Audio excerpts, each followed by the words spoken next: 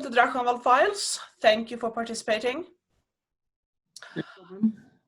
And we can start with your name and titles. Oh, I can go into a long list of those. I know.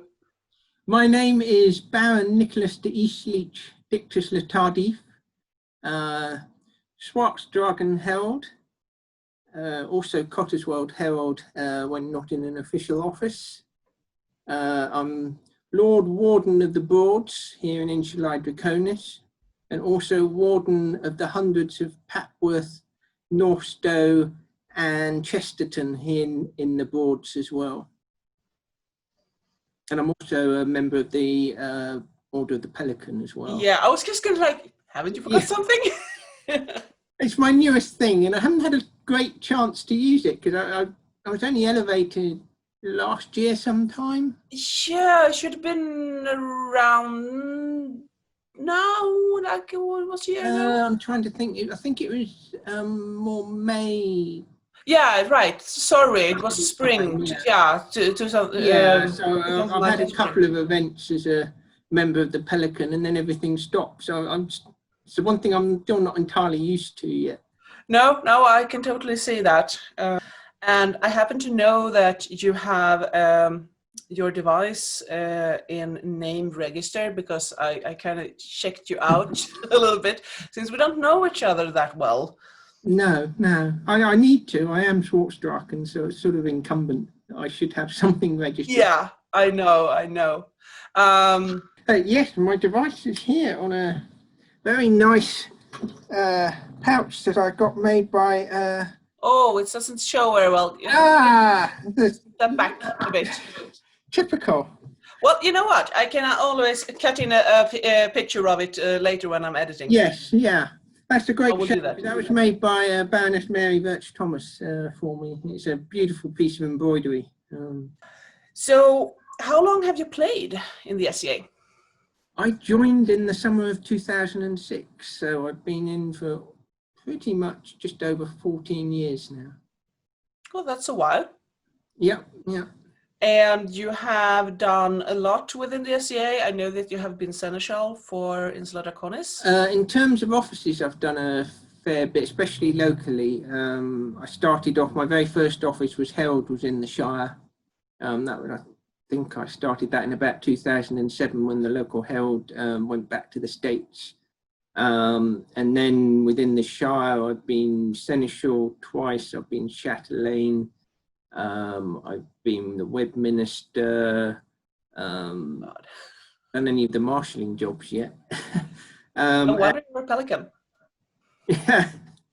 And then ID level, I've been the Herald, and Kingdom level, I've been the Herald, and I've also been one of the submission heralds at Kingdom level. I did that from about a decade ago for 4 years.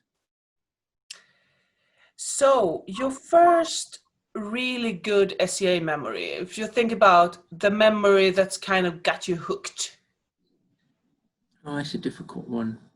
I mean, the thing that really got me hooked was why I joined in the first place, which was to try out the armoured fighting. Because before I joined the SCA, I did modern fencing. Oh. And then decided I wanted to try out a different form of swordplay, really, and hunted around to see what there was. And there was the SCA, which did it competitively. So that's what I did. I didn't actually go to an event for until 2007. And then in the Shire, we had now Mistress and Sir Clancy, who took me under their wing. And one of the first events I went to was at a place called Whitwell Hall we've got out in Norfolk.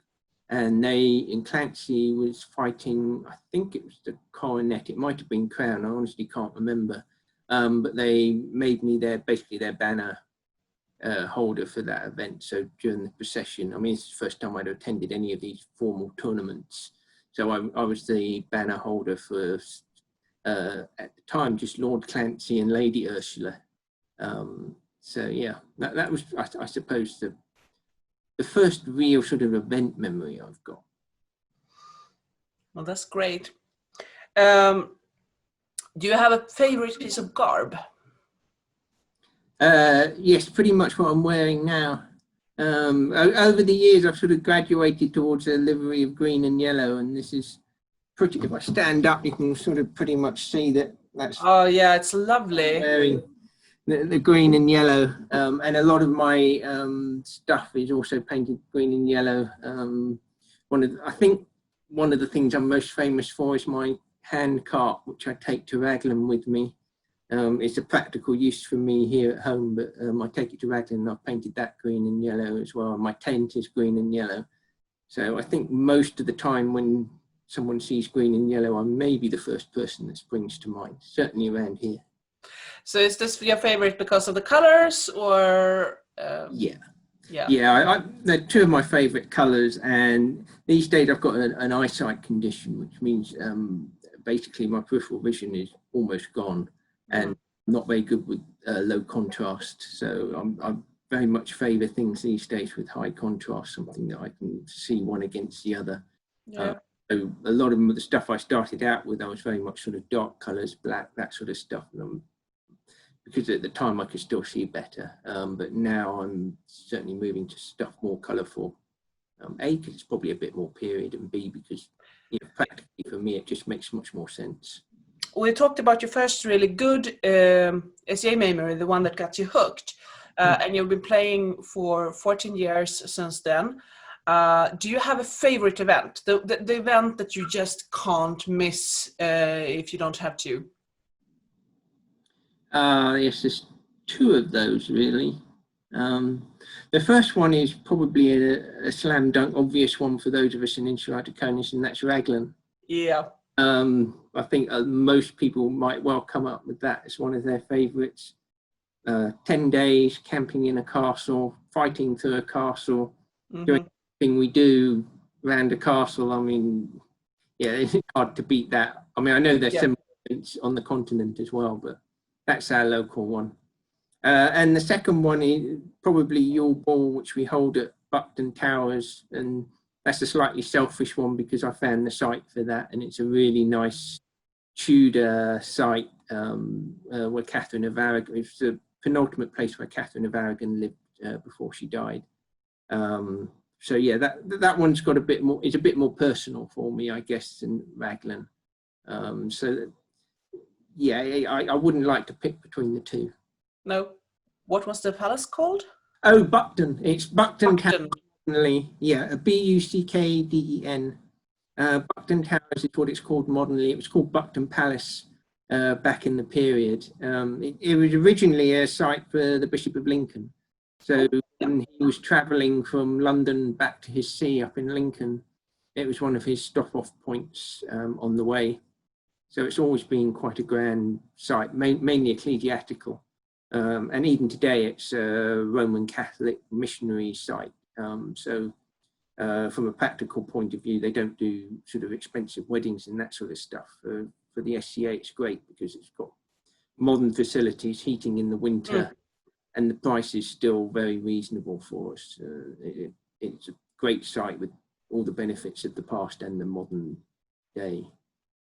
Speaking about events and speaking about SCA, you have held a lot of offices. You are now Svartdrachen Herald.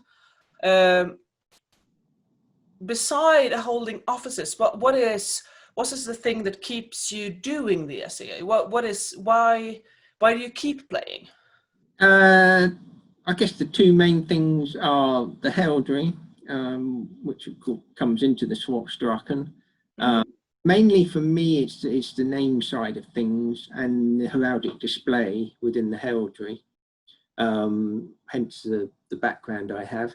And the other side of things is the combat. So I do the heavy fighting, I do the rapier, I do cut and thrust.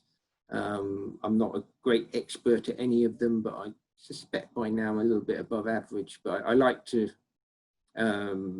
do them all, really. I'm a bit of a jack of all trades. And that is hard to keep up now during the pandemic, when we don't have events. Do you have local trainings where you can go? Yes, we have. We had to stop, obviously, in March And then we picked up again, well, probably, yeah, it was just very beginning of August. So we've been having local practices with a maximum of 6 pre-booked, so people have to tell you they're coming, you can't just turn up. And sort of a core of us in a village called Waterbeach, just north of Cambridge. I live there. Mm-hmm. And some Lord Nero Lupo and his wife live here. So I've been hosting the armoured practices at my house, and Nero's been hosting the practices at his house.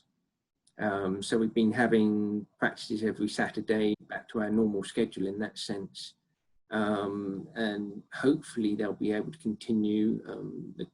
We've just had a whole load of new restrictions announced in the UK today, but as far as I can tell, we can still carry on with our maximum of 6 practices. So yeah, so it's been good to get back to those. Yeah, I can imagine. I mean, fighting, you can watch fighting, but fighting kind of means you have to stand up and do it, I guess. It has had a good side effect because because of COVID, I've been having to work from home. So normally I'd be cycling an hour a day, which is pretty tiring. You don't necessarily feel like doing a lot of practice. And it's sort of given me a bit more time to actually do some proper pel work, which I was never really the best at, to be honest, beforehand. It's possibly why I was never became a great expert. No. I should be doing it, and every now and then I would do it, but I have actually been doing it since lockdown 2 or 3 times a week. And you're not the first one that I hear saying that. Yeah, I've just got more energy and more time, and so it's just been really easier to do it than in pre-COVID life, to be honest.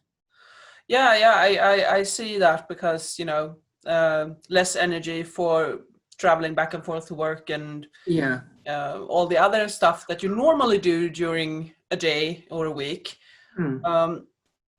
So you're doing fighter practices, even if they are small. Are you doing anything else to just keep up the SCA spirit, or what? Well, obviously, what I mean. sort of the mundane stuff of the Schwarzdrachen office. So the college ticking over, that sort of thing. I've got a good staff, so I don't really have to do a great deal, to be honest. They all know what they're doing. It all happens. There's 1 or 2 projects that I've got to do. I'm currently revamping the Book of Ceremonies, which, to be honest, actually COVID has slowed down because it's something that you do for courts. There haven't been particularly many courts, so I've not had that driver that it to be done for this or that. So that, if I'm honest about it, it's gone slower than it probably would have done otherwise. Well, I can see that, because I have stuff like that too, like scroll making. You tend to think that, well, you have all the time in the world, it's hard to get started. So I totally understand that. Yeah. So what I've got into a lot more is sort of the research side of things. Just seem to have had more time for that. I mean, before I joined the SCA, I did genealogy, and I've carried that on. And some of my genealogy goes back into the medieval period anyway. And so it's really been carrying on with that, and also with my fiance's genealogy as well, because she's done some, but I've been sort of pushing back that as well. So yeah, that's just some, I suppose in a way it's an arts and science type of thing, but it's not all periods, so I can't really say. No. Yeah. Are you participating in anything online? I participated in the Known Worlds Heralds and Scribal Symposium. Taught a class at that. I should probably participate in Kingdom University. But to be honest, for me, the SCA has always been a way to get away from online. Part of the point of it for me has been not technology, not a screen. It's where I actually go out and do something.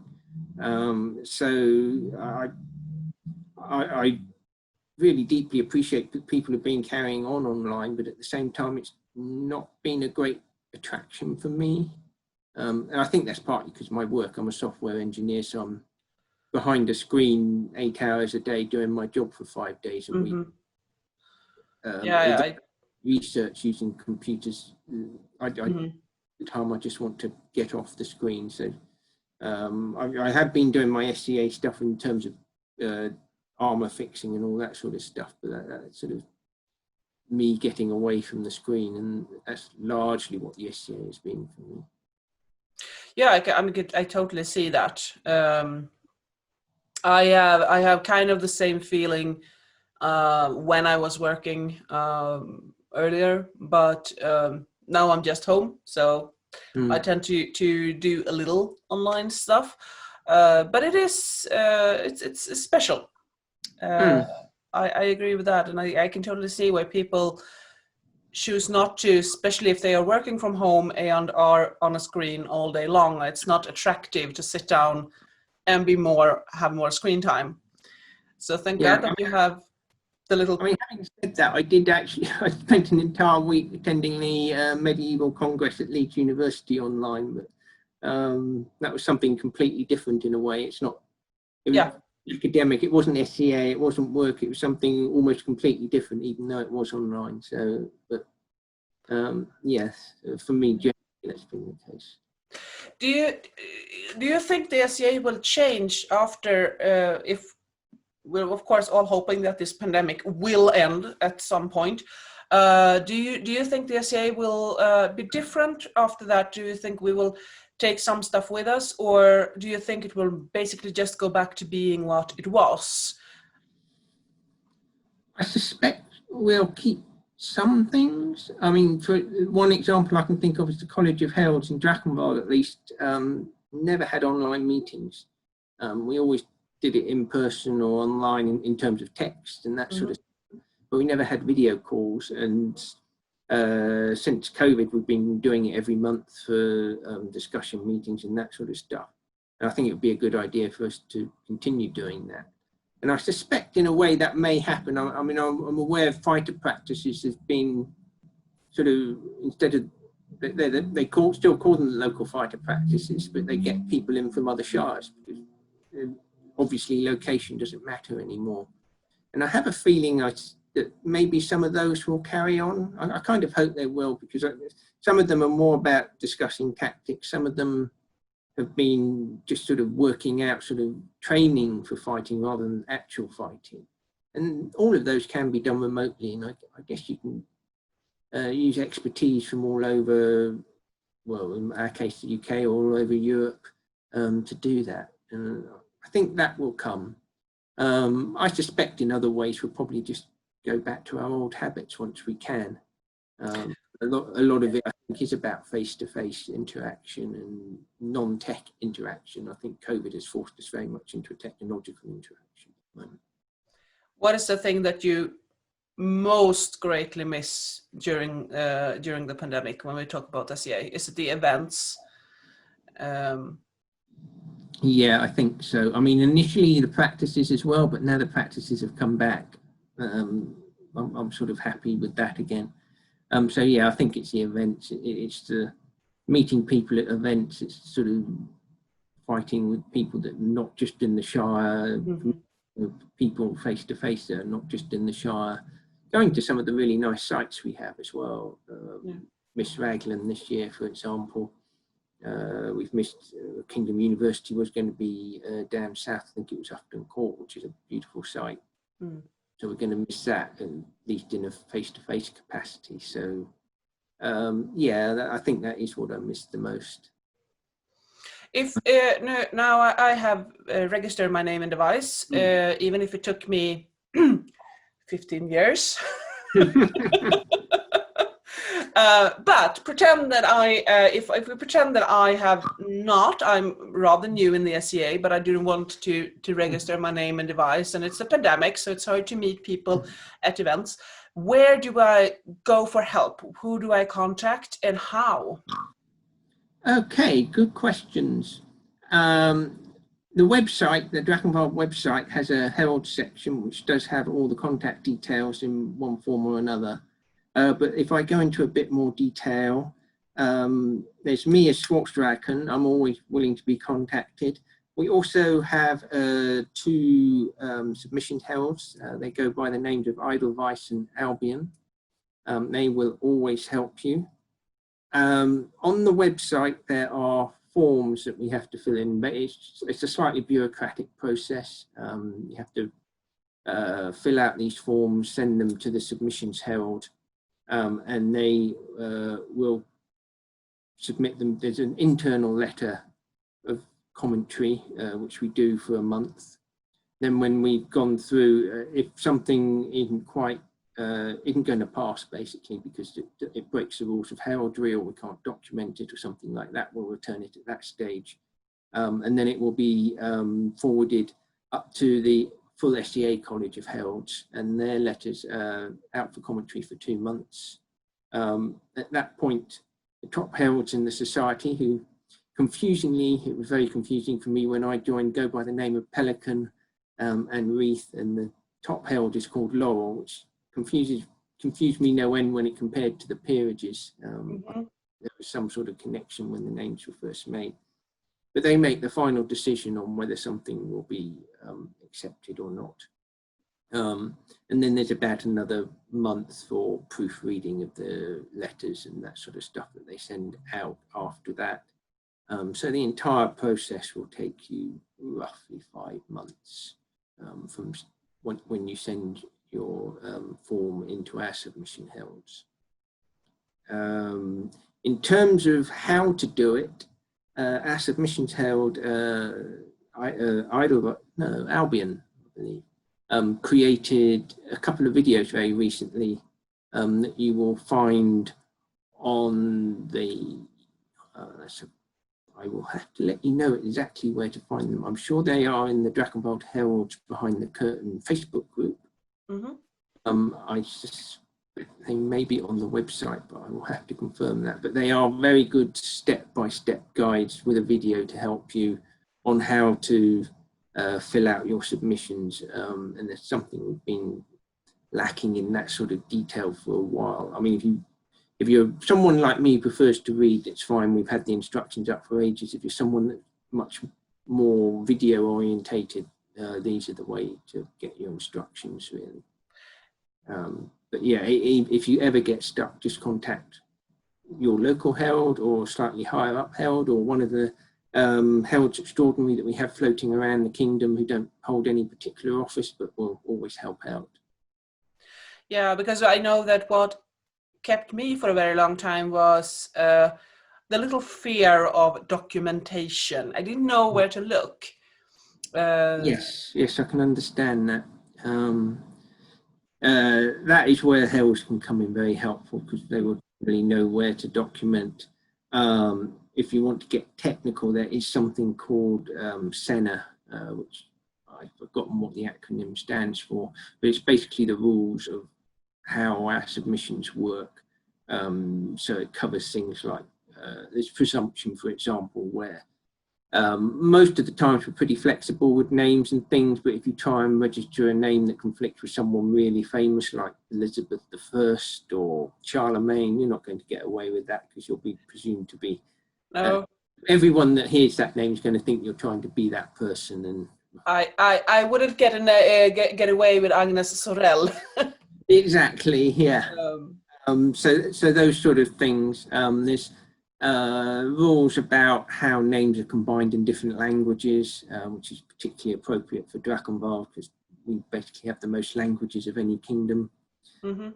Rules about things like offensiveness, which is something that unfortunately has become quite a prominent issue over the last year or so. There have been some unfortunate events in some of our US kingdoms that have prompted that. And yeah, so we're basically trying to keep the names as period as possible, although there are a few loopholes. You can use your legal name or part of your legal name. And we're trying to keep them so that everyone's an individual, and we're trying to keep it so you're not offending people willfully or otherwise, because some things cause offence. The person in the country has absolutely no idea, and in another country they'll be going, Yeah, yeah. Which is all part of the registration process, to try and do as much as we can without being too strict about things. So to make it short, there is videos. I will find the links to it and incorporated this in the video. And you can always contact you. Yeah. One can always contact you, or I'll be on Edelweiss. Yes. And there are also local heralds that you can contact. Yeah. There aren't as many official local heralds as there used to be. I think the main reason behind that is the system was set up when there was no internet really, and it was really important to have a local herald. These days there are heralds in your local area, but they won't necessarily be your local shire herald. And I'm not really all that bothered by that, because the heralds are there. We have a lot of heralds in Drachenwald. They're always willing to help. But there are also lots of SCA herald groups. There's Drachenwald Heralds Behind the Curtain, which is a Facebook group for Drachenwald heralds. There's something called Unofficial Heraldry Chat or something like that. Yeah.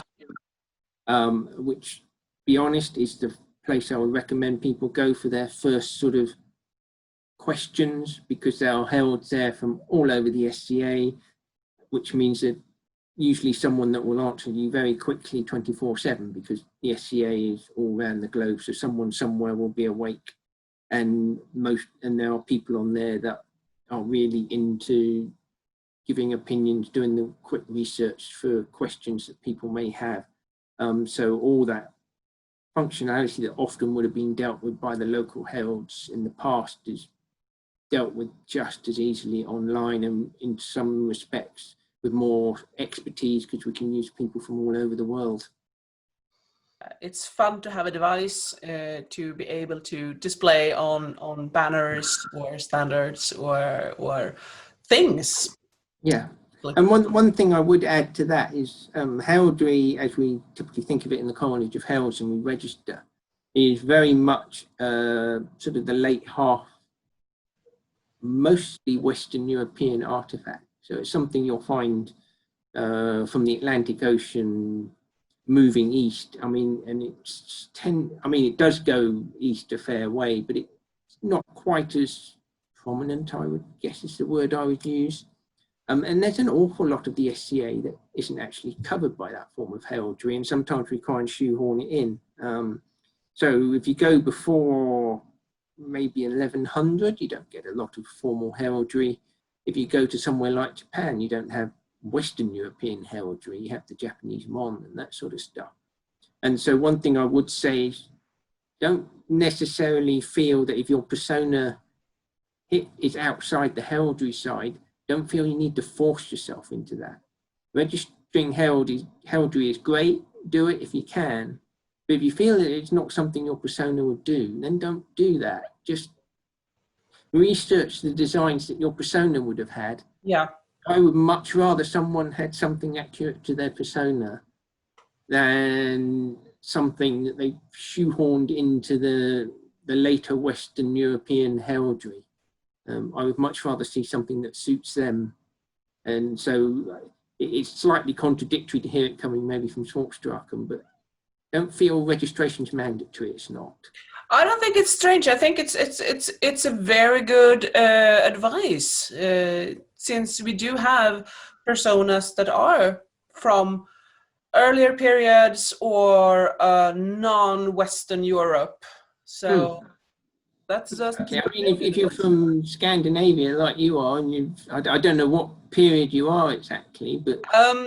I do German, Italian, 16th century a bit, but then right now I mostly do Viking or Kiev and Rus, which is Viking, but Russia. Would be a typical example. There was, as far as I know anyway, no formal heraldry in Viking period. No. Viking designs and beautiful stuff, but there was no formal heraldry, and that's the kind of thing where I sometimes feel like shoehorning it into the Yeah. later period heraldry isn't really anyone a service, to be honest. To my knowledge, my very small knowledge about Vikings and in marking stuff up was mostly done actually by runes. They carved runes of everything. So no, there were no heraldry. But I will actually take that question with me, because I have a interview scheduled with Jimmy, and he is expert in Viking, so I will actually thank you. This was a good question to take with me.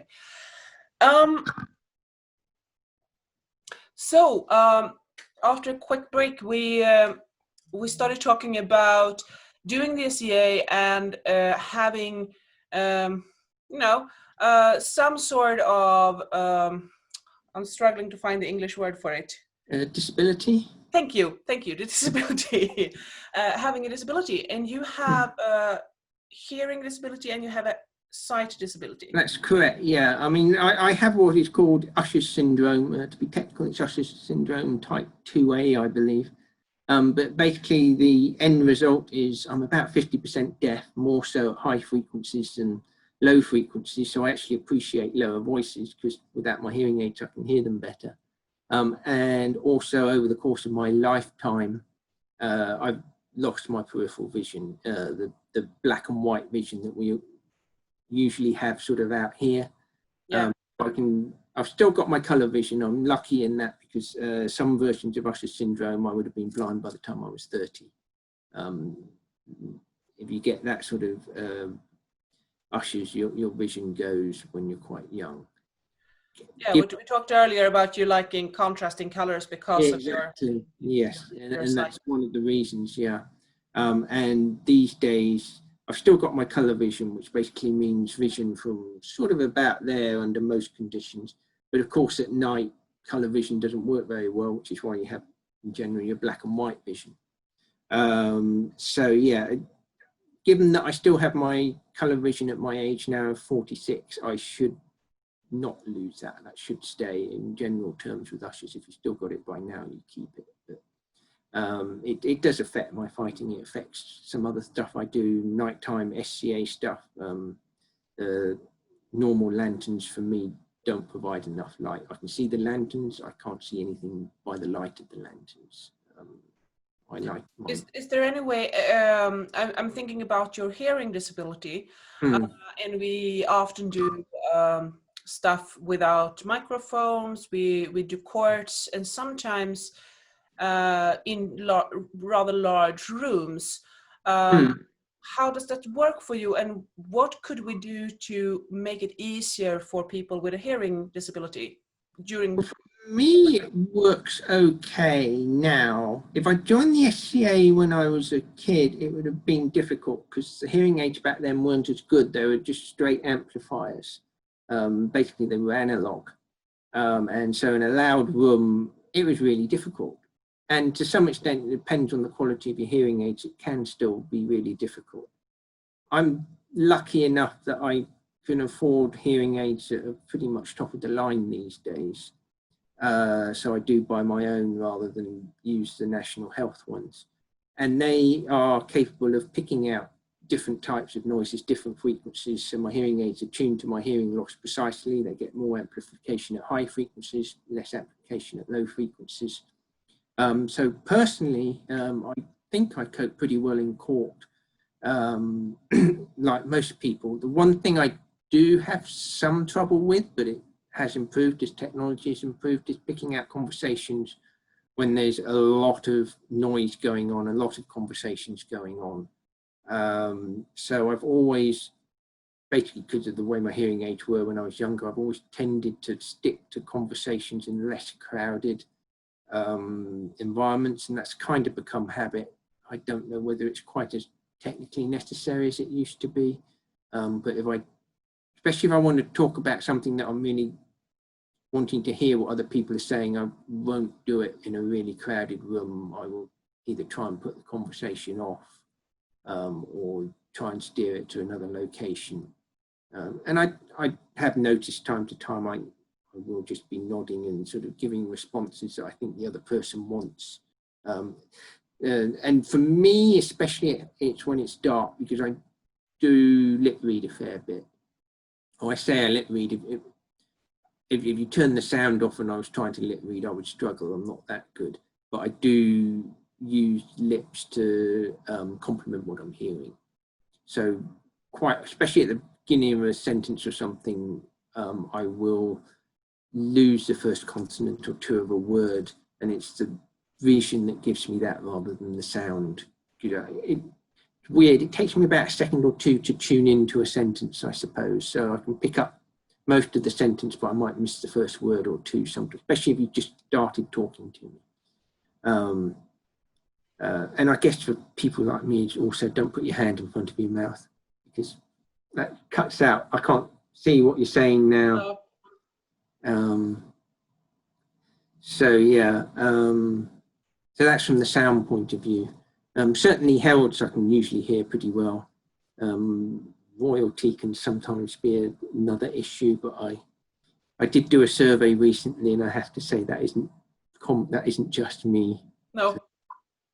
I think it's incumbent on us heralds to sometimes just teach royalty how to do it, because quite obviously, if they've not been a herald, you don't know how to do it. It's a skill, you have to learn it. It's not something. But it's maybe something it's good to remember for people that want to try out heraldry, and also the ones that sit on the thrones, that it is good to let the herald sort of summarize what you as a couple on the throne say out loud, because we do have you're not the only one that of course having this disability.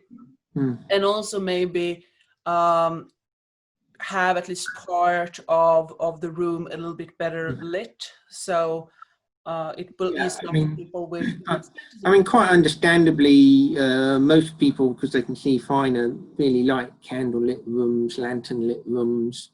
I can understand that completely. I used to when I was younger, but these days, if it's so dark I can't see what I'm eating, or I can't see what I'm reaching for, that stops being enjoyable for me. It becomes stressful, and it's something that I don't do a lot of. I mean, Raglan is actually a key example, because a lot of it's outdoors, so it's really hard to light brightly anyway. I don't want it all lit up brightly, because that's it for everybody else. So what I tend to do is I have my own tent. I light my tent brightly, and people can come and see me, and I can generally light it bright enough that I can see them. And for the most part, that's how I conduct Raglan at night, is I sort of become a light attracting the you're the beacon for us. Exactly, yeah. And I mean, I've been to Raglan. It's pitch dark during the night, since there are no street lights, there are no other lights, there are no lights from buildings. So yeah, I mean, I have actually very good eyesight, and I struggle to find my way. I think I was very close to tripping down into the moat, because I was totally in my own mind and not. I mean, unfortunately, the thing with Raglan is the toilets at night are two extremes of the site.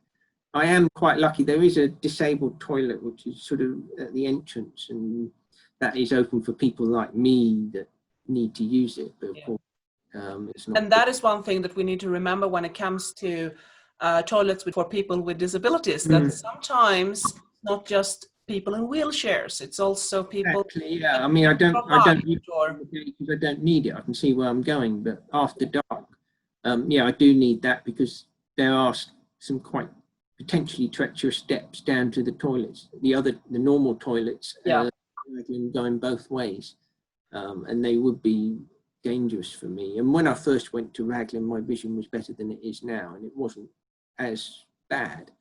And I have tried it a couple of times, and I just end up walking into the trees because I don't see the branches, even with a bright torch.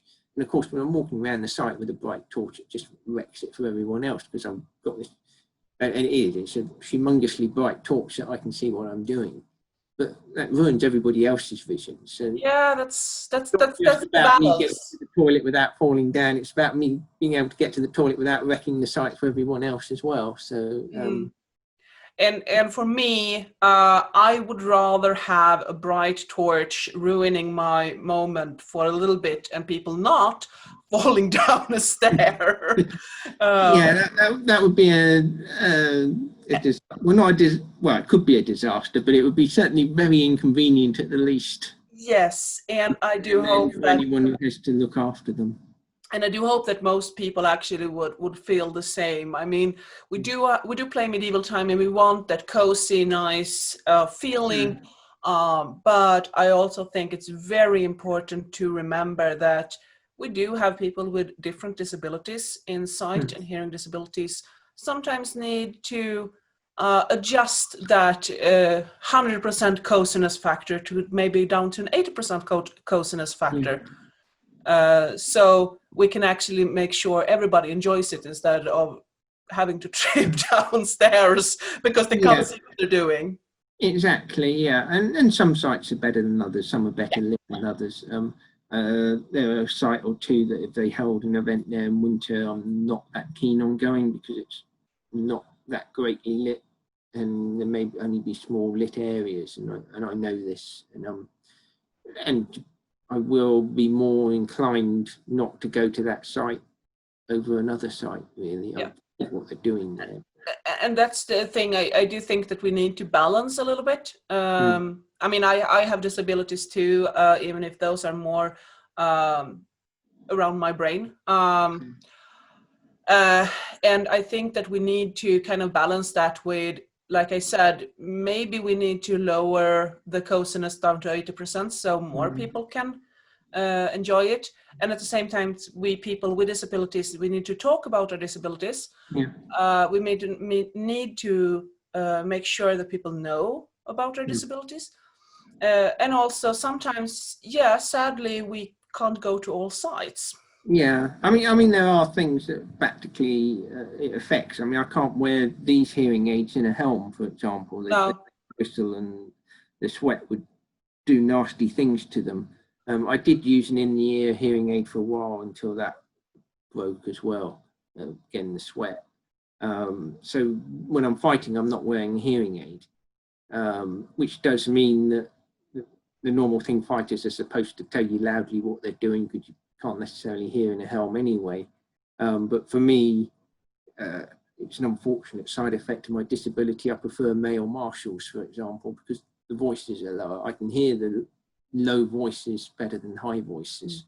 I need an opponent to say what they're going to say robustly rather than just quietly because I won't hear it, for example. And there are other things that I would love to do as a fighter that I can't. I mean, at Raglan, there's a nighttime pas d'armes, for example, where they fight by torchlight in the Fountain Court, which sounds great. It looks great when I see it on video, but when I watch it, I can hardly see anything that's going on. I can see the old reflection of a torch in a shiny helm, for example. And that's the sort of thing that I do regret missing out on because I would love to do that. I totally get that because there are things that I love to participate in, but I can't because it's I have trouble with much noise. I don't have a hearing disability, but for me it comes to not being able to sort out sounds when I'm tired. So I take in all sounds, which basically become a huge noise in my head, which I can't in any way filter. And that makes me super tired. And even though I want to be at big rooms with a lot of people, sometimes I have to step back, and it's a hard thing to do because you do want to do all the fun. But at the same time, I think that's where you have to balance a little bit. I mean, you have to accept that you have this disability, you can't do anything. But also at the same time, people need to know about it and need to kind of try as far as possible for the site to help out with disabilities. Yes, yeah, I agree with that. I think you can't try and hide it either, because otherwise people will expect you to, especially if it's a non-visual disability like mine. You can't see my hearing aids, especially when I've got the long hair. There's no way you could tell that I couldn't see anything. My eyes no, that's completely normal.